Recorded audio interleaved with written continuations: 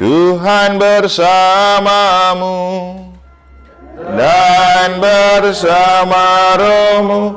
Inilah Injil suci menurut Matius.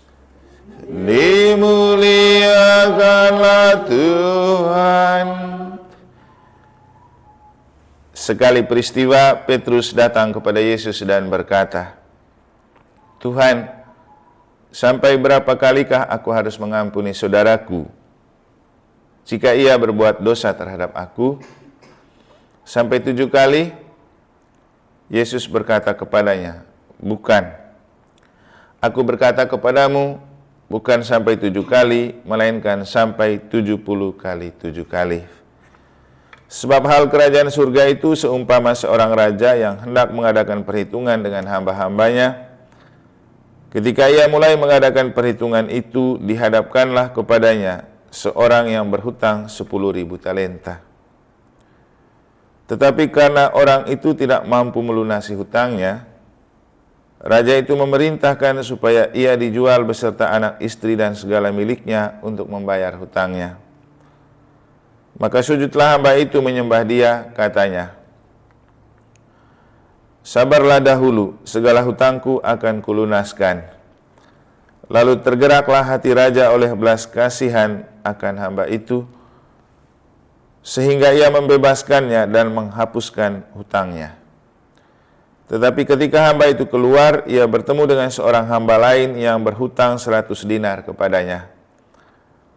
Ia menangkap dan mencekik kawannya itu, katanya, bayar hutangmu. Maka sujudlah kawannya itu dan memohon kepadanya, sabarlah dahulu, hutangku akan kulunaskan. Tetapi ia menolak dan menyerahkan kawannya itu ke dalam penjara sampai dilunaskan segala hutang itu. Melihat itu, kawan-kawannya yang lain sangat sedih, lalu menyampaikan segala yang terjadi kepada tuan mereka. Maka raja itu menyuruh memanggil hamba pertama tadi dan berkata kepadanya, hai hamba yang jahat, seluruh hutangmu telah kuhapuskan karena engkau memohonnya kepadaku. Bukankah engkau pun harus mengasihani kawanmu seperti aku telah mengasihi engkau? Maka marahlah tuannya itu dan menyerahkan dia kepada algojo-algojo sampai ia melunaskan seluruh hutangnya. Demikianlah Bapakku yang di sorga akan berbuat terhadap kamu apabila kamu masing-masing tidak mengampuni saudaramu dengan segenap hatimu.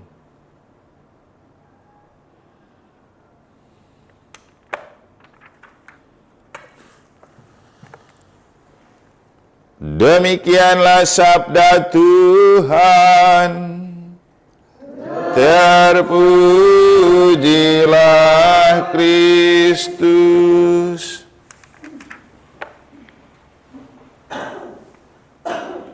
Demikianlah Bapakku yang di surga akan berbuat terhadap kamu apabila kamu masing-masing tidak mengampuni saudaramu dengan segenap hatimu.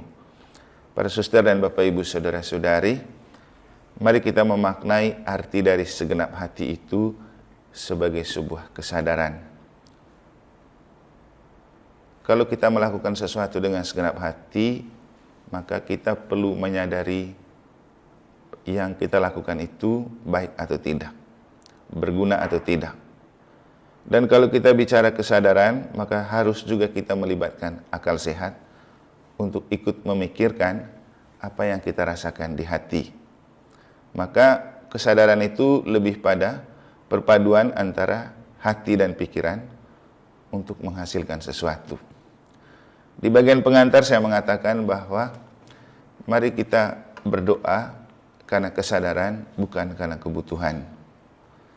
Itulah yang dapat kita maknai dari doa dalam bacaan pertama yang disampaikan oleh Asaria.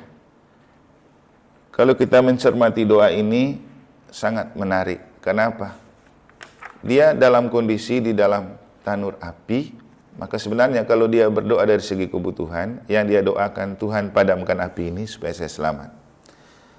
Tapi yang dia lakukan itu malah menyadari kembali segala perbuatan baik Tuhan, mulai dari Abraham, Ishak, Yakub, Bagaimana Tuhan memberikan rahmat kepada mereka.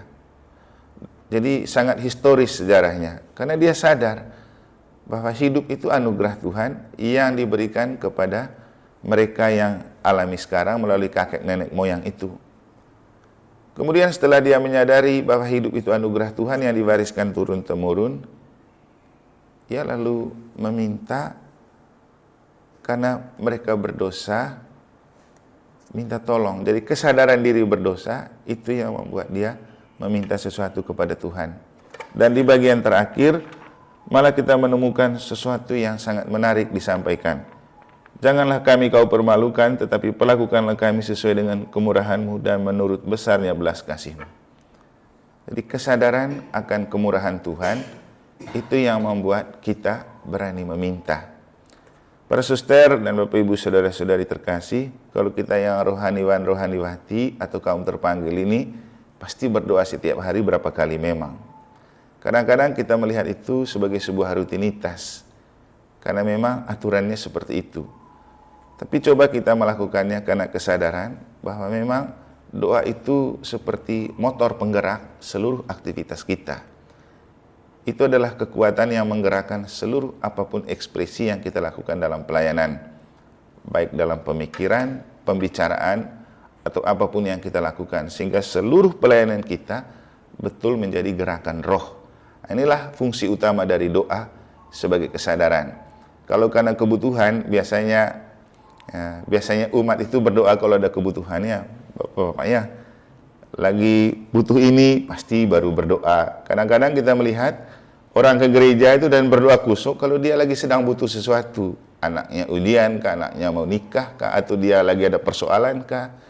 Sehingga kelihatannya baru berdoa kalau memang ada masalah. Itu kan karena kebutuhan.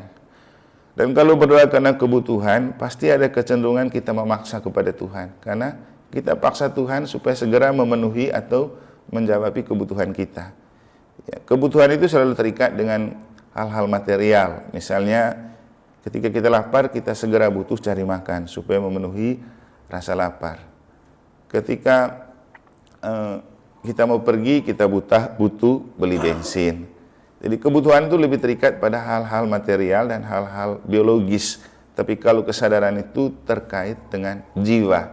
Makanya tadi saya bilang kesadaran itu tentang penyatuan hati dan pikiran untuk melakukan sesuatu. Jadi juga termasuk dalam doa. Maka ketika kita berbicara pengampunan yang dimaksudkan dalam Injil, sama saja. Kita itu mengampuni juga bukan karena kebutuhan, tapi karena kesadaran. Kesadaran apa? Sudah jelas dalam doa Bapa kami kita mengatakan, berilah kami rezeki pada hari ini dan ampunilah kesalahan kami seperti kami pun mengampuni yang bersalah kepada kami. Maka mengampuni sesama itu muncul sebagai sebuah kesadaran, karena dengan itu kita mendapat pengampunan Allah. Masalahnya, kita sadar nggak dengan doa Bapa kami yang kita ungkapkan? Itu yang jadi masalah. Sehingga walaupun setiap hari kita berdoa Bapa kami berapa kali, kadang-kadang juga kita susah mengampuni dengan mereka yang telah bersalah kepada kita. Mungkin juga kita pakai hitung-hitung. Jadi itulah kenapa Yesus kemudian menjawab, bukan 7 kali Petrus, tapi 70 kali 7 kali. Sering kita dimaknai ketika berakhir dengan kali, bukan dengan angka, itu kan tidak terbatas. Coba saja, 70 kali 7, kali lagi. Kalau diakhiri dengan angka, pasti akan mentok dia. Tapi karena tidak diakhiri dengan angka, maka itu berarti tak terbatas. Artinya, pengampunan itu bukan soal kalkulasi, hitung-menghitung, tapi kesadaran hati untuk berbelas kasih kepada sesama, karena itu adalah jalan untuk kita mendapat belas kasih dari Allah. Karena toh, Tuhan tidak pernah menghitung kesalahan kita. Biasanya kita manusia yang cenderung menghitung kesalahan. Dan bukan kita sendiri yang menghitung kesalahan. Biasanya orang lain yang pandai menghitung kesalahan kita. Sehingga dalam hidup seringkali terjadi, orang gampang menghitung kesalahan orang dan mengingat kesalahan orang, daripada menghitung dan mengingat kesalahan sendiri. Nanti kalau giliran kita minta pengakuan dosa, banyak orang yang susah datang mengaku. Kenapa? Bingung dengan dosanya sendiri. Dia tidak tahu. Padahal banyak dia sudah buat. Tapi coba kalau kita tanya kesalahan orang, pasti dia tahu banyak. Saya dalam rekoleksi itu pernah coba itu beberapa pasutri dan orang-orang. Coba sebutkan 5 kekurangan dan 5 kelebihan di dalam dirimu. Bingung sekali cari. Ketika coba saya ganti, coba kamu cari 5 kekurangan dan 5 kelebihan dalam diri pasanganmu atau orang lain. Cepat. Kenapa? Kita dibiasakan untuk mudah menghitung dan mengingat kesalahan orang dan kekurangan orang daripada melihat diri sendiri dengan kekurangan dan kelebihannya. Kesadaran itu tentang kembali ke dalam diri untuk lebih banyak melihat diri daripada melihat orang. Nah, itulah yang paling penting dalam doa. Berdoa karena kesadaran bahwa tanpa Tuhan kita tidak bisa buat apa-apa. Juga dalam hal belas kasih dan pengampunan, bahwa kita melakukan itu bukan karena soal berapa kali dan hitung-menghitung, tapi karena kita menyadari bahwa Tuhan pun tidak pernah menghitung kesalahan kita, dan Tuhan tidak pernah menghitung dosa kita, tetapi Tuhan selalu memberikan pengampunan kepada kita tanpa batas. Semoga Tuhan membantu dan selalu mengingatkan kita dengan Roh Kudus-Nya untuk menjalani hidup, terutama hidup rohani dan hidup apapun, dengan kesadaran bukan cuma karena kebutuhan. Semoga Tuhan memberkati.